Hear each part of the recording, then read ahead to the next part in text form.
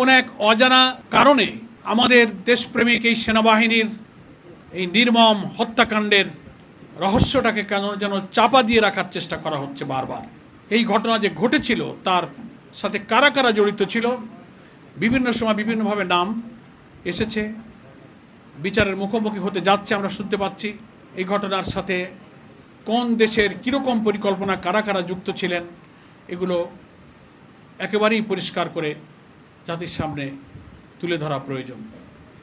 সেই সময়কার ভিডিওগুলো, ছবিগুলো, কিভাবে সেনা অফিসাররা চিৎকার দিচ্ছেন, আহাজারি করছেন। পাঞ্জাবের জগতে একটি বিশ্বস্ত নাম শাবাব এথনিক ওয়্যার। প্রধানমন্ত্রী এই হত্যাকাণ্ডের পর সেনা অফিসারদের নিয়ে যে মিটিং করেছিলেন, সেইখানে তদানীন্তন প্রধানমন্ত্রীর বক্তব্য চলাকালে সেনা অফিসারদের যে কি আহাজারি, কি কান্না, যে কেন সাথে সাথে এত অনুরোধ করার পরও এই হত্যাকাণ্ডের বিরুদ্ধে সেনাবাহিনীকে অ্যাকশন নিতে, তাৎক্ষণিক সেখানে ব্যবস্থা নিতে দেওয়া হয়নি, কেন বিলম্ব করা হলো।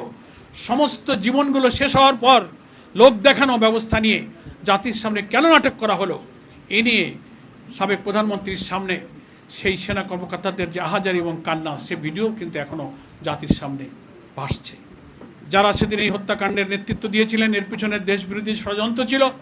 এটা যদি আজকে উন্মোচিত না হয়, তো এই দেশকে নিয়ে আবার কেউ, কোনো দল, কোনো সংস্থা, কোনো শক্তি যে আর ষড়যন্ত্র করবে না, তার তো কোনো নিশ্চয়তা নেই।